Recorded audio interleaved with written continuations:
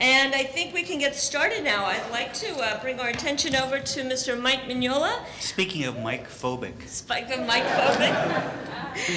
Mike has become one of the most beloved and respected creators in comics. He's worked on such titles as Superman, Batman, Rocket Raccoon. He has storyboarded the Atlantis movie for Disney. Not true. Oh, no? No. Oh, well, you'll have to correct us on that, if that keeps coming up. And Coppola's Dracula? Is that one accurate? Nope, not true. That one's not true. I worked on it, but I didn't storyboard it. Oh, okay. Okay. And he's, of course, most well known for the creator and driving influence behind the Hellboy franchise. That's true. I'll take that. So 1 out of 3 at least. So without any further ado, I'd like to turn this over to Mr. Mignola.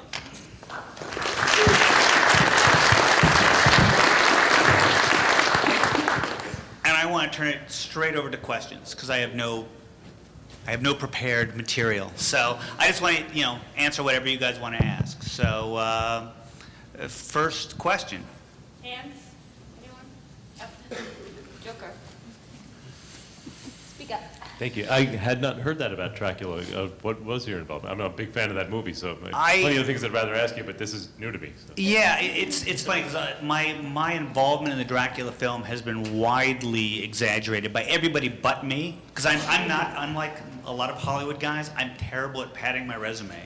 So I was drawing the comic book adaptation of the film. And I moved to San Francisco, so I was actually right around the corner from Zoetrope Pictures, Francis's offices. So I used to go up there to pick up photo reference. And because I was around the corner, there was a model that Francis wasn't happy with, so they called me to come in and do some drawings for changes to make on the model. And I did a couple little tiny things like that. There's a castle that appears in the film for a millisecond. Well, the Dracula castle when it wasn't in ruins. And I did part of the design for that castle, so almost nothing. But then I did get a call towards the end. Well, I got a really weird call where they were going to change the end of the movie, and they were asking if I had any ideas for how to do the ending. And I'm like, wait a minute, I'm just drawing the comic. I'm not supposed to be working on the movie. I'm not supposed to be making changes in the movie. So towards the end, I got a phone call, from someone up at Coppola's office saying, "Well, you've been helping us out. You want to come up and watch a rough cut of the picture?" Well, that's cool. And I'm thinking it's going to be half a dozen guys and a couple boxes of pizza. Yeah, come up early. There'll be some food. Here's the #1 most surreal experience I've ever had. I walk down, I show up at the offices. They say, well, go on downstairs. I go downstairs, and there's a table set for 3 people, and it's Francis, George Lucas, and I'm looking at the third spot going, holy shit, is Steven Spielberg here? And then you go, oh, wait a minute, that's for me? So I watched the rough cut, I did it with those guys and watched the rough cut of the picture, and then George and I argued about scenes that George thought should be added to the film. So it was really a really weird evening. And then the next day it actually got weirder because I get home and I'm thinking, I just had dinner with Francis Ford Coppola. And there's a documentary about the making of Apocalypse Now called Heart of Darkness. And I happen to have a copy, so I threw it in, and I'm watching him make Apocalypse Now. And the phone rings. And I pick up the phone, and now I've never talked to Francis on the phone. I've gotten his assistant or his son, but it's Francis. So I've turned the sound off on the TV, and he's talking to me about storyboarding a couple sequences that we had talked about the night before. So while I'm watching him make Apocalypse Now, I'm pitching him ideas for how to do certain scenes. I mean, it wasn't my idea to pitch. He's like, well, how would you think to do this or this? Not that he needed my help. But the really cool thing about Francis is, he's a really creative guy, and he's not such an egomaniac that he just goes in and says, this is how to do it. He's actually asking your opinion and listening to your opinion. So that was wild. And then I said, well, at the time I'd never done storyboards. So he said, well, don't draw them like storyboards, just draw comic book pages. So I drew 4 or 5 comic book pages to, represent certain scenes. And it was so near the end, so near when the movie was supposed to come out. I never thought they'd actually film these scenes. But sure enough, there's a couple scenes in there that are, at least one that's exactly the way I drew it. So that was pretty cool. That was pretty weird. So again, a very, very brief experience, but a really wild one.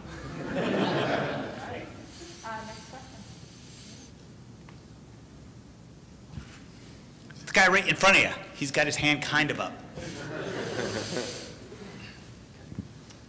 I heard you're doing some of the designs for the new Hobbit movie, and I was just wondering what it's like adapting or making art from such a classic title.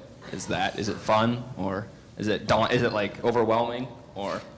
It's really interesting that this is the first panel I've done where I've done plenty of panels where the first questions are about film, but it's the first question where the first panel where the first question hasn't been about any kind of Hellboy stuff. And not, and it's fine. It's fine. I'm just saying it's really funny, and I'm happy to talk about it.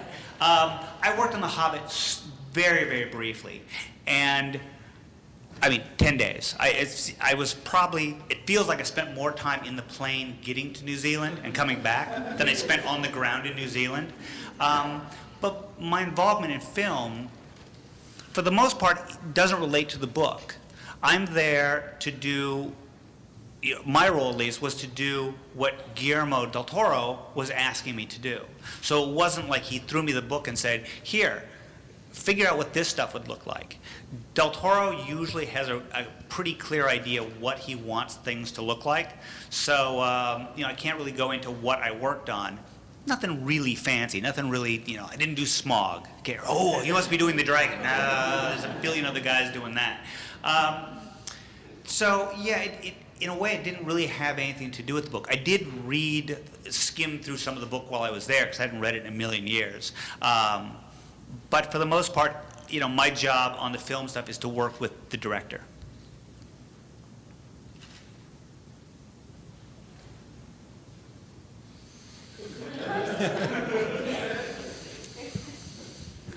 Hello. Hello. I've been a fan of yours for years. The Hellboy was a big part of my awkward adolescent years. And there's one thing, though, I've never been quite clear on. How do you pronounce your last name? When I went to Italy, that was the first question they asked me, because they wanted to hear the American mispronounce his own name. It's Mignola. That was an easy one. Thank you. Hi. How do you feel about a movie with Lobster Johnson? That'd be great. Yeah, because he's one of my favorites. Yeah, sadly, I wouldn't hold my breath. No.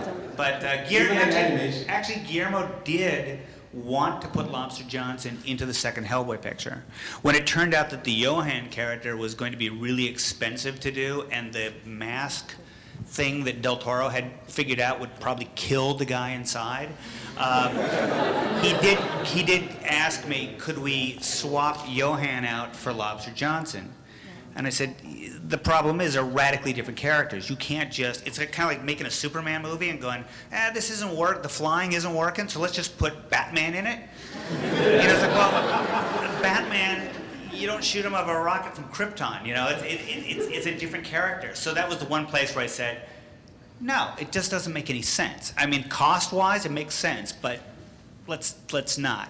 He has said at various times, if there was a third film, he'd find a way to put Lobster Johnson in it. But if you add up all the things Guillermo said would be in Hellboy 3, it's like a 360-hour movie. Basically everything that doesn't fit anyplace else, it'll be in Hellboy 3. I wouldn't. And the third animated film was supposed to have Lobster Johnson, but they pulled the plug. So, there you go. Maybe someday, who knows? Yeah. All right.